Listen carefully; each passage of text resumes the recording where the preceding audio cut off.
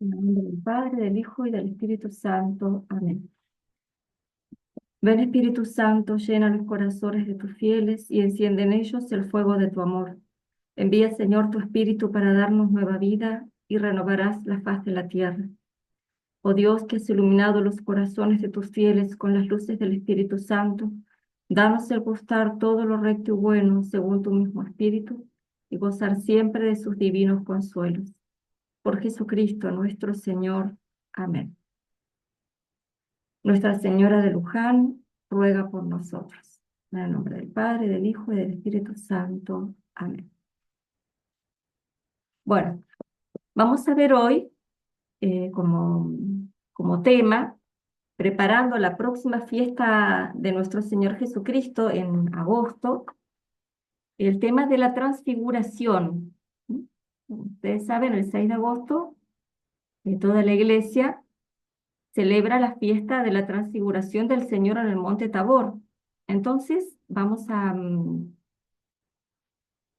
ver lo que comenta Santo Tomás de Aquino en la Suma Teológica acerca de este gran misterio de la vida de Cristo. Y lo vamos a ir mechando también con algunos textos del Catecismo de la Iglesia Católica. Entonces, era el punto 554 del Catecismo. Dice así: a partir del día en que Pedro confesó que Jesús es el Cristo, el Hijo de Dios vivo, el Maestro comenzó a mostrar a sus discípulos que él debía ir a Jerusalén y sufrir, y ser condenado a muerte, y resucitar al tercer día. Pedro rechazó este anuncio, y los otros no lo comprendieron mejor que él. En este contexto se sitúa el episodio misterioso de la transfiguración de Jesús sobre una montaña ante tres testigos elegidos por él, Pedro, Santiago y Juan. El rostro y los vestidos de Jesús se pusieron fulgurantes como la luz. Moisés y Elías aparecieron y le hablaban de su partida, que estaba por cumplirse en Jerusalén. Una nube les cubrió y se oyó una voz desde el cielo que decía: este es mi Hijo, mi elegido, escuchadle. Hasta aquí el texto del Catecismo de la Iglesia Católica. Entonces, Santo Tomás, en la Suma, en la cuestión 45, va a hablar de este misterio dividiéndolo en 4 artículos. Ustedes saben que Santo Tomás se va como haciendo preguntas, que le dan pie para ir desarrollando el tema. Entonces, en este primer artículo, él pregunta: ¿fue conveniente que Cristo se transfigurase? Él va a responder, recuerdo de vuelto la metodología de Santo Tomás, va a responder siempre con un argumento de autoridad, que generalmente es o la Sagrada Escritura o algún texto patrístico, ¿no? Algún texto de los Santos Padres. Y en este caso va a responder con un texto de la Sagrada Escritura, donde dice que efectivamente Jesucristo se transfiguró en presencia de 3 de sus discípulos. La cita de Mateo 17:2. Fue conveniente entonces, y de hecho lo hizo, entonces fue conveniente, porque Dios hace las cosas siempre bien. Entonces, a partir del hecho de que se transfiguró, lo que hace Santo Tomás es ver las conveniencias, indagar a ver por qué convenía que Jesucristo se transfigurase. Y entonces responde diciendo que después de anunciar su pasión, el Señor había inducido a sus discípulos a seguirle por el mismo camino, el camino de la cruz. Ahora bien, dice Santo Tomás, para que uno marche directamente por el camino, es necesario que de algún modo conozca el fin con anterioridad. ¿eh? Al comenzar el camino, necesitamos saber hacia dónde nos dirigimos, cuál es el fin de ese camino. Así como el arquero no disparará bien la flecha si antes no conoce el blanco al que tiene que dirigirla. Por eso, Tomás, en el Evangelio de San Juan, en la última cena, le pregunta al Señor, Señor, no sabemos a dónde vas, ¿cómo podemos saber el camino? ¿Eh? Y esto es precisamente necesario cuando el viaje es difícil y áspero, y el camino laborioso, pero el fin alegre. Entonces, cuando nosotros sabemos que vamos hacia un lugar, o que nos dirigimos hacia un lugar o hacia una meta que es feliz, pero el viaje, ¿eh? o las cosas que tengo que hacer para llegar o para alcanzarlo son muy difíciles, es especialmente necesario saber que ese fin es bueno, que es feliz, porque eso me va a ayudar a soportar el camino o el proceso. Ahora bien, sigue Santo Tomás, Cristo llegó a conseguir la gloria por medio de su pasión, no solo la del alma, que gozó desde el principio de su concepción, sino también la del cuerpo, la pasión del cuerpo, los sufrimientos físicos. Como dice el pasaje de San Lucas, fue necesario que Cristo padeciese esto y que entrase así en su gloria. A esta gloria conduce también a los que siguen las huellas de su pasión, conforme a lo que se lee en el pasaje de Hechos 14:21. Es necesario que pasemos por muchas tribulaciones para entrar en el reino de los cielos. Y por esto fue conveniente que manifestase a sus discípulos la gloria de su claridad, que es lo mismo que transfigurarse, con la que configurará a los suyos, como leemos en Filipenses 3:21. Dice San Pablo, transformará nuestro cuerpo miserable conformándolo a su cuerpo glorioso. Por lo que dice San Beda, por piadosa providencia, aconteció que mediante la breve contemplación del gozo que nunca acaba, tolerasen los discípulos con mayor ánimo las adversidades. Entonces, en pocas palabras, Cristo les muestra la gloria que les espera si cargan la cruz como Él la carga. Por eso se transfigura. Esto es lo que les espera, es como si les dijera. Sufran con valentía, porque esto es lo que les espera. Este es el premio. El Catecismo de la Iglesia Católica dice al respecto, en el punto 555. Por un instante, Jesús muestra su gloria divina, confirmando así la confesión de Pedro. Muestra también que para entrar en su gloria es necesario pasar por la cruz en Jerusalén. Y cita a un texto de la liturgia bizantina que dice así: tú te has transfigurado en la montaña, le habla a Cristo, y en la medida en que ellos eran capaces, tus discípulos han contemplado tu gloria, oh Cristo Dios, a fin de que cuando te vieran crucificado, comprendiesen que tu pasión era voluntaria y anunciasen al mundo que tú eres verdaderamente la irradiación del Padre. Hermosísimo texto. Viéndolo a Cristo transfigurado, cuando lo vieran crucificado, pensaran que esa pasión a la que él se había sometido era voluntaria. Porque mire, esto es lo que es Cristo, Cristo transfigurado, eso es Cristo en realidad. ¿Mm? Si está sufriendo así ahora en la cruz, es porque quiere. ¿Mm? y anunciasen al mundo después que Cristo verdaderamente es irradiación de la gloria del Padre, porque lo habían visto. En el punto 556, el Catecismo trae un hermoso texto de San Agustín que dice así: Pedro no había comprendido eso cuando deseaba vivir con Cristo en la montaña. Y por eso le dice San Pedro, hagamos 3 tiendas, que bien estamos aquí. No entiende que Cristo les está mostrando la transfiguración para animarlos a sufrir. Entonces sigue San Agustín diciéndole a Pedro: te ha reservado eso, oh Pedro, para después de la muerte. La transfiguración va a venir después de la muerte.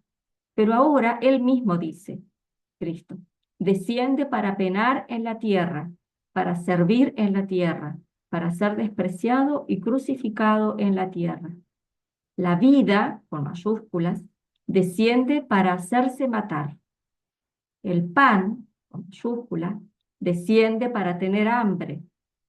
El camino desciende para fatigarse andando. Está hablando de Cristo, que es vida, que es pan, que es camino. La fuente desciende para sentir la sed. ¿eh? Y tú, Pedro, ¿vas a negarte a sufrir? ¿Eh? Hermoso texto. Bien, segundo artículo. Aquella claridad o gloria de la transfiguración, ¿fue la gloria de los cuerpos resucitados? Esto es lo que se pregunta Santo Tomás en este segundo artículo.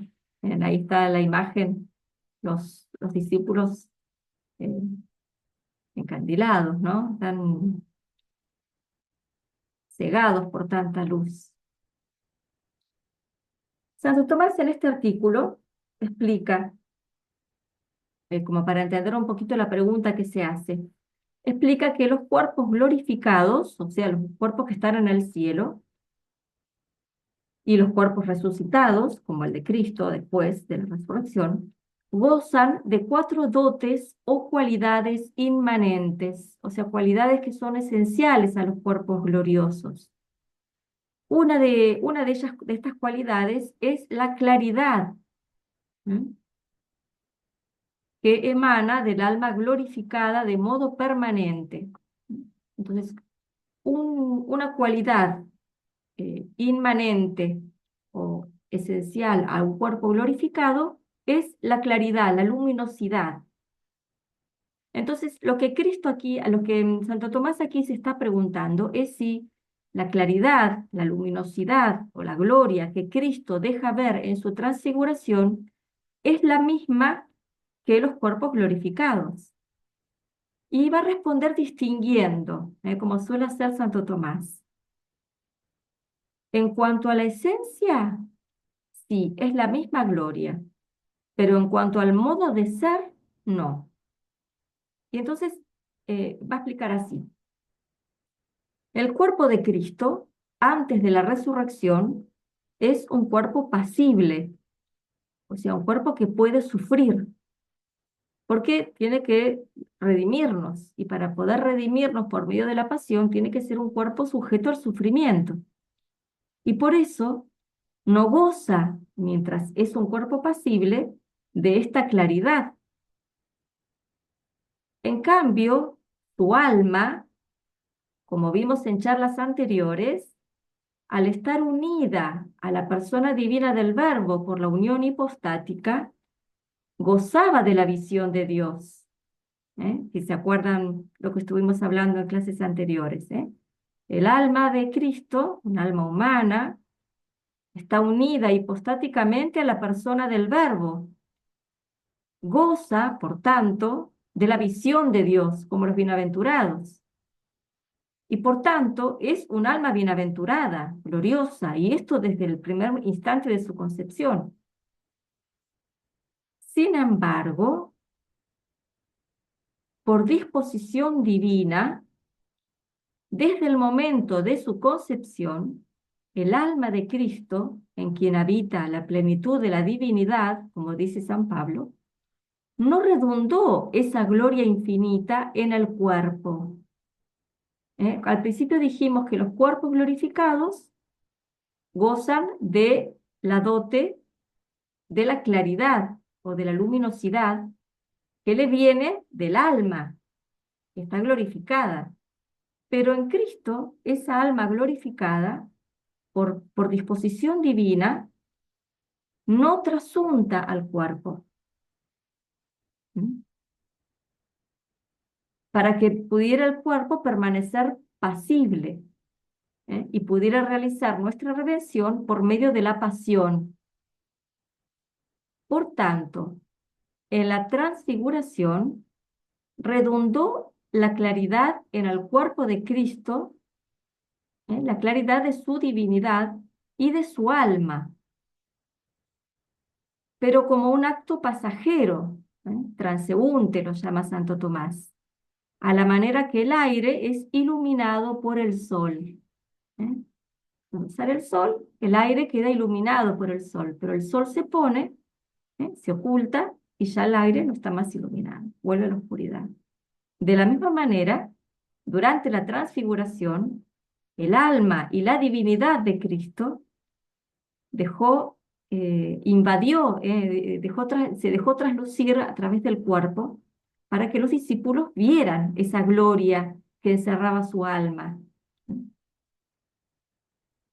Por lo cual, sigue diciendo Santo Tomás, el resplandor que apareció en el cuerpo de Cristo fue milagroso y pasajero, como el milagro de caminar sobre las aguas, porque su cuerpo no era aún inmortal. Es importante aclarar que esta no trascendencia de la gloria del alma a la gloria, al cuerpo, en el cuerpo de Cristo mortal, es algo que Dios quiso de una manera positiva, lo podemos decir de otra manera. Dios no quiso que la gloria del alma de Cristo y de su divinidad se transparentase en el cuerpo, no quiso, porque hubiera sido lo normal en realidad. No quiso para que pudiera sufrir. Y por eso sí fue milagrosa la transfiguración, que los discípulos pudieran ver ese cuerpo como glorificado por esos instantes, nada más.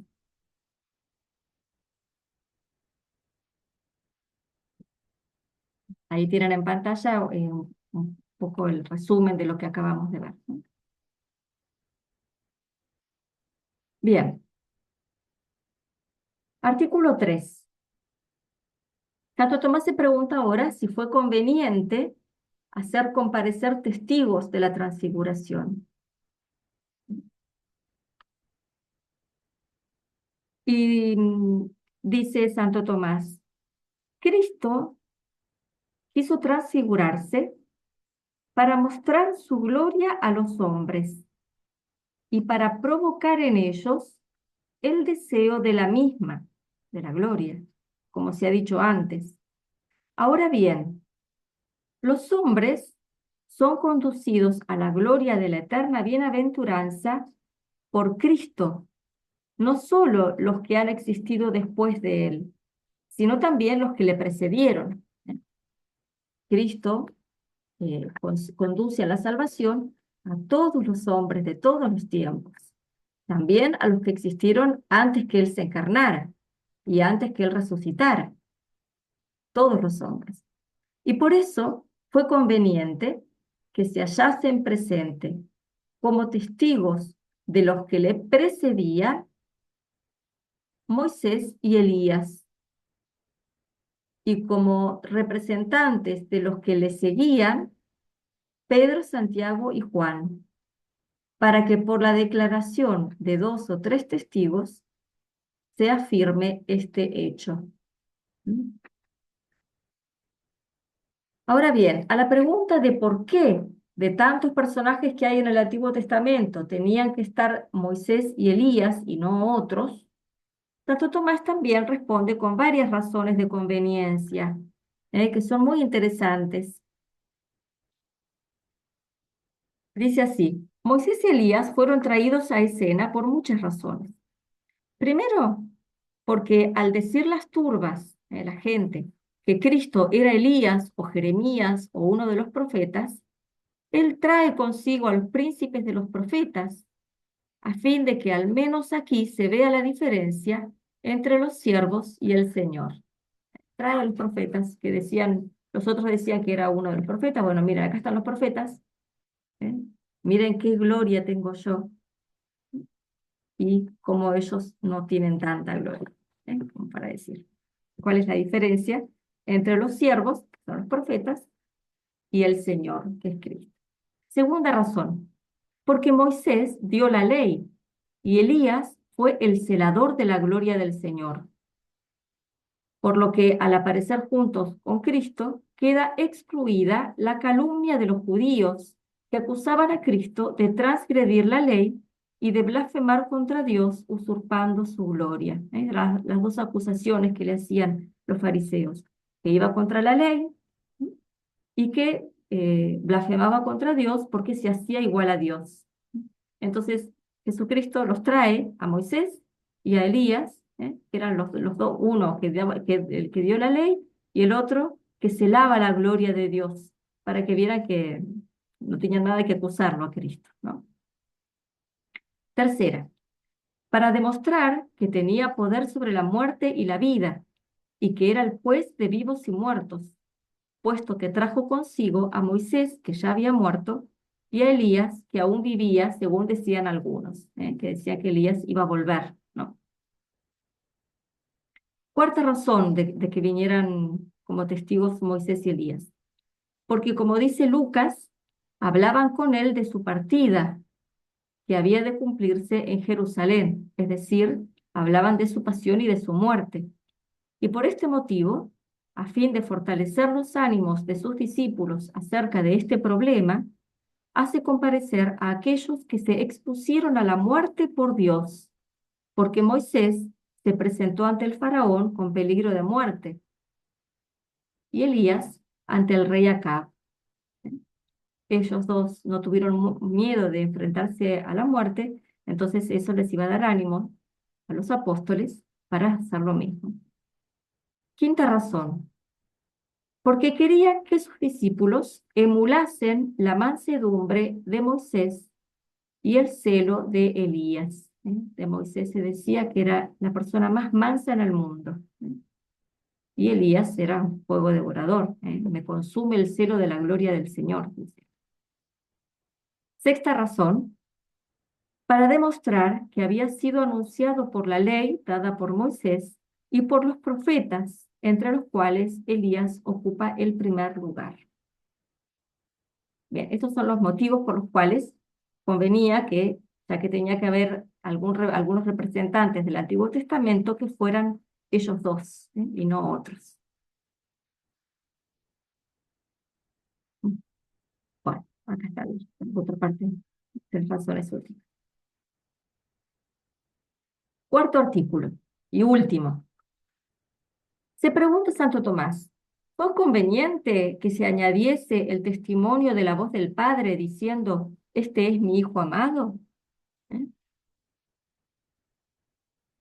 En dos ocasiones se oyó la voz del Padre proclamando la divinidad de Jesucristo y su infinita complacencia sobre él. Si ustedes se acuerdan, la primera es en el bautismo, en el Jordán, y la segunda en la transfiguración, en el Tabor. Entonces Santo Tomás establece una relación entre estos dos misterios. Dice que el bautismo de Jesús nos revela nuestra primera regeneración por medio de la gracia que recibimos en nuestro bautismo, nuestra primera regeneración. Y la transfiguración nos revela nuestra segunda regeneración, que será por medio de la gloria, que plenamente será cuando resucitemos. Estos son los dos modos en que se realiza nuestra adopción de hijos de Dios, que es el fin de la vida cristiana, nuestra conformidad con la imagen del Hijo de Dios, con Jesucristo. Esta es la finalidad, este es el fin nuestro. ¿eh? Asemejarnos al Hijo de Dios por medio de la adopción. En esta vida presente, por medio del bautismo, dice Santo Tomás, se realiza una conformidad imperfecta. Es una conformidad en ciernes, inicial. Luego, en la vida futura, nuestra conformidad perfecta se realizará mediante la gloria. Esto es lo que dice San Juan en la primera carta. Ahora somos hijos de Dios y aún no se ha manifestado lo que seremos, pues sabemos que cuando se manifieste, seremos semejantes a Él, porque lo veremos tal cual es. Aquí tenemos entonces, ahora somos hijos de Dios por el bautismo, pero es imperfecto y por eso aún no se ha manifestado lo que seremos. Cuando se manifieste plenamente en la gloria, seremos semejantes a Él, perfectamente, porque lo veremos tal cual es. Por consiguiente, como por el bautismo conseguimos la gracia, en la transfiguración, Cristo manifestó anticipadamente la claridad de la gloria futura. Por eso, tanto en el bautismo como en la transfiguración, fue conveniente que el testimonio del Padre diese a conocer la filiación natural de Cristo, porque solo el Padre, junto con el Hijo y el Espíritu Santo, es perfecto conocedor de aquella generación perfecta. En una de las objeciones, en este artículo cuarto, se dice que en el bautismo aparece toda la Trinidad, porque se escucha la voz del Padre, el Espíritu Santo aparece en forma de paloma y el Hijo aparece con su humanidad, ¿no?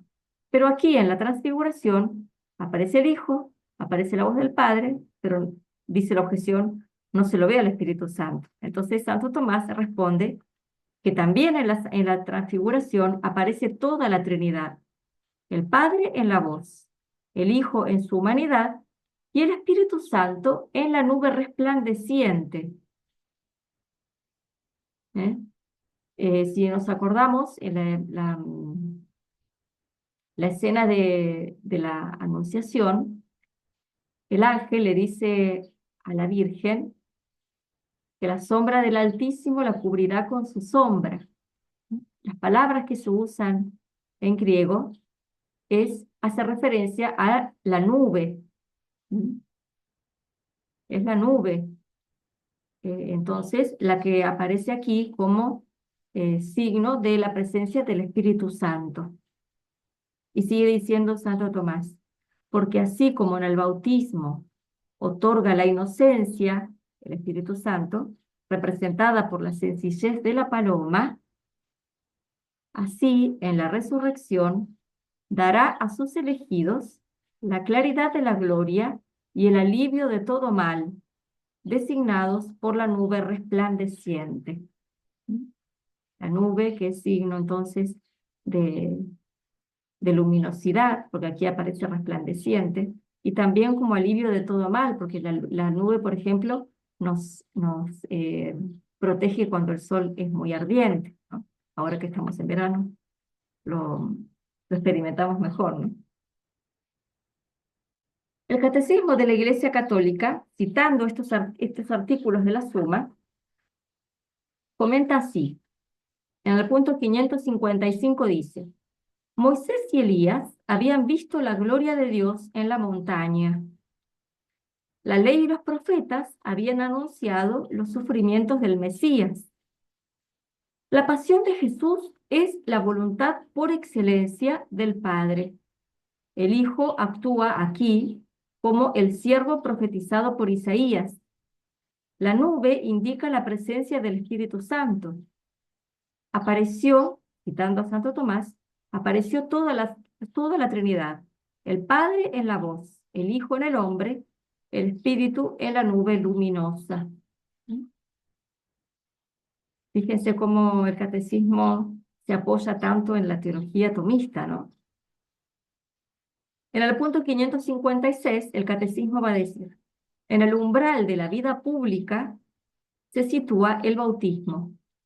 En el umbral de la Pascua, antes de la Pascua, justo antes, se sitúa la transfiguración. Fíjense cómo hace notar esto. Justo antes de la vida pública está el bautismo. Justo antes de la pasión está la transfiguración. Y sigue diciendo el catecismo. Por el bautismo de Jesús, cita la suma, fue manifestado el misterio de la primera regeneración, nuestro bautismo. La transfiguración es el sacramento de la segunda regeneración, nuestra propia resurrección. Entonces el bautismo de Jesús manifiesta nuestra primera regeneración y la transfiguración, nuestra segunda regeneración, que será nuestra glorificación. Bien, a modo de conclusión, podemos establecer una perfecta relación entre la transfiguración nuestra y la Eucaristía. La transfiguración, como vimos, es signo de nuestra futura resurrección. Y como dice el catecismo, desde ahora nosotros participamos en la resurrección del Señor por el Espíritu Santo, que actúa en los sacramentos del cuerpo de Cristo. Participamos ya desde ahora de la glorificación de Cristo. Podemos decir también, somos transfigurados por medio del Espíritu Santo que actúa en los sacramentos, especialmente los sacramentos del cuerpo de Cristo. Dice el Catecismo en el 568, Cristo, cabeza de la Iglesia, manifiesta lo que su cuerpo contiene e irradia en los sacramentos. Es importante tenerlo en cuenta esto. Esto significa que en la transfiguración, Cristo nos muestra visiblemente lo que hay de modo invisible en los sacramentos, especialmente en el sacramento que lo contiene verdadera, real y sustancialmente, es la Eucaristía. En la Eucaristía se contiene toda la gloria de la que nosotros vamos a participar cuando resucitemos y aún antes, cuando vayamos al cielo.